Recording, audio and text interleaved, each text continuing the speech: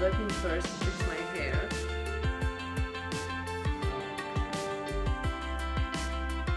It's like a wherever hair day. Hi! Hello everyone! Olenka here, and today I'm going to tell you about that one thing that will always prevent you from healing fully. So if that one thing is in your life and if it persists in your life and if it won't go away, you will never heal your body. And here's why. First of all, what am I talking about? And I'm pretty sure you're going to say, oh wow, what a discovery she has just made, that I knew that already. And yes, you know that, you all know that, and I knew that. But there's a little bit underneath that problem that I want to break it down a bit for you to understand and to help you figure it out. Okay, so here is the secret word: stress. I knew you react that way. I knew you will be like, oh wow, eureka. Okay, I know we all know that stress is the biggest factor, like it's something that is destroying us. We all know that. Yet we don't understand the root of that mechanism, which is just built into our body. And shortly is working like this. We basically have a brain that keeps us safe. Our brain will be always protecting us, which means that our brain will always spot some problem and it will react.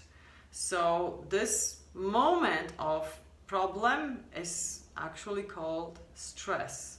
The stress moment releases the response from our brain, fight or flight response, right? This we all know already. It has roots in an ancient times when we had a bit different pace of life, which means we didn't have as much things to take care of, and a lot of people lived very differently, more peacefully, I would say. In those times, once in a while, there was a danger coming upon us. A tiger or a lion, you can call. I'm gonna use the word tiger for this example. So when a tiger appeared, our brain quickly released the signal to run, because that was our immediate response to be safe. We couldn't possibly fight the tiger off, could we? The run is called the flight response. Sometimes if we have a danger and smaller size, a danger like a bug, for example, we can fight because we can smash him so he doesn't bite us.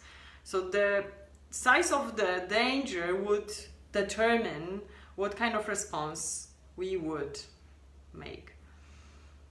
Deeper down going with that thought, we have to use a lot of energy to be able to run away from the tiger, right? So imagine that to use the most energy possible to be able to run away, what our brain has to decide about. It has to decide, I'm going to use all the reserves, everything I have to run away, because saving anything doesn't make any sense once we are dead. So we are using entire supply of energy to run away from the tiger. That can only happen if the systems in our body will shut off, the systems that we don't need during the escape. So when our body will shut off the digestion and a lot of other processes, it can preserve that energy and use it for running. And for our heartbeat, for our blood, for oxygen. That's where we need the energy. When this happens, we can't digest. And then we are safe, then we begin digesting again. where I'm going with this thought. So imagine that was in the past, right? And today we are having a life that is very complicated, that we are living life with a lot of promises, a lot of things to deal with, a lot of things that can go wrong, a lot of things that we are responsible for, and we are worried a lot. We became very much more sensitive compared to people in those times, also because we have expanded our consciousness, so we are more conscious and more aware, which makes also a difference how we respond to things that are stressing us. Things that used to be fine for people today are very stressful. A little thing can be very stressful, because this is also a difference, like what kind of level of stress and how do you respond to it. So the conclusion here is like this. Those tigers that we have to run away from are everywhere. Everywhere. And we have to find them, because if we don't find the tiger, if we don't make sure that the tiger is kept in the cage and we are safe, we are living in a constantly compromised digestion, because we are constantly stressing, so our body constantly preserves some of the energy in case we need to run away.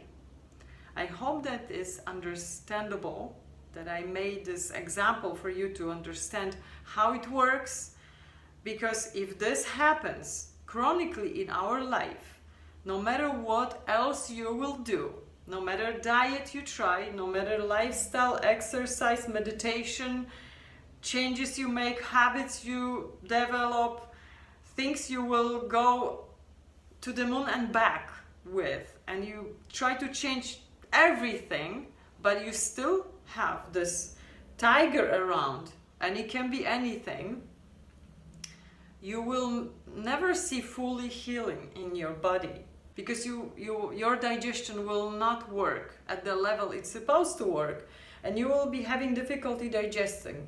If there is difficulty digesting, that goes further to developing pathogens and problems with candida and other things, and we will be running in circle all the time, changing things, changing diet, doing things. So this is my big important info today for you. So you guys, think about it. What could be this tiger in your life? And it can be anything. Could be a family member, could be toxic relationship, could be problems at work, could be something that we don't like doing, especially things we don't like doing in our life, but we have to do them every day. We have to deal with something that is stressing us out. It's about the chronic stress. That is the tiger. The stress that is not chronic, that it's once in a while happening, it's okay, it's not a tiger. And now you have a challenge. I would love if you share with me under this video if you have been able to locate your tigers, and maybe I will try to help you to figure out what to do, so like how we can deal with them. Alright, you guys take care. I love you very much, and I hope this was helpful, and I'll see you on the next one. Bye!